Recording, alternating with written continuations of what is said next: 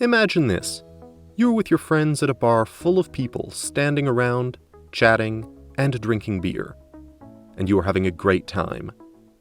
Then, across the room, you notice the most beautiful girl you have ever seen, and you desperately want to get to know her. Luckily, a common friend introduces you to her. You talk and laugh until your friend slides away, leaving the two of you alone. The conversation is flowing nicely, and you feel like you're really starting to connect with this girl. But then your mind goes blank. The harder you try to come up with something, anything, the less you have to say. It's like your mind has shut down and left you by yourself to deal with the silence and awkwardness.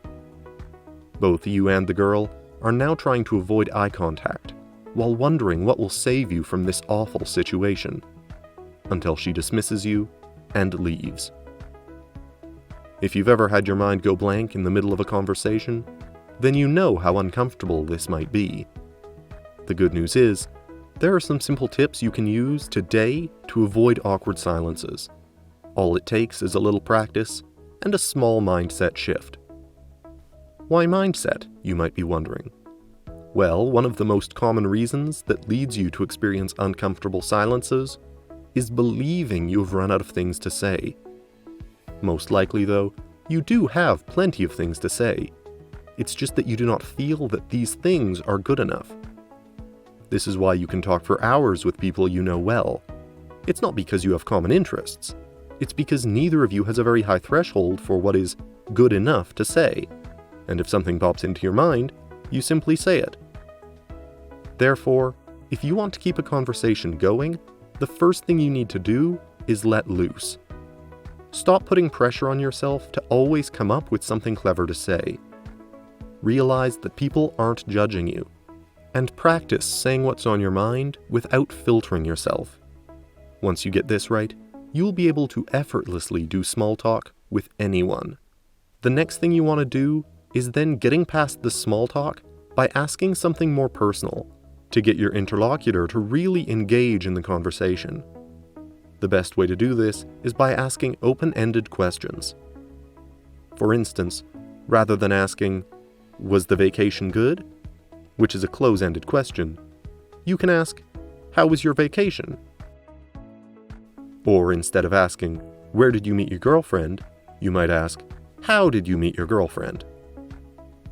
Open-ended questions give the other person a chance to provide more elaborate answers, and the more details are shared in a conversation, the more other potential conversation topics can be triggered. In addition, you'll get to know each other faster and on a much deeper level. Another great reason why open-ended questions are so effective is that they allow you to talk about feelings and opinions instead of facts. You see, to most people, feelings, likes, dislikes, and opinions are more interesting than facts. Therefore, try to direct the conversation toward topics that trigger the other person's emotions, like their future plans or previous experiences, their interests and passions, their dreams, hopes, and fears. Another powerful tool to keep a conversation going and not run out of things to say is to ask follow-up questions. Let's say that you've just learned that the person you are talking to is originally from Minnesota.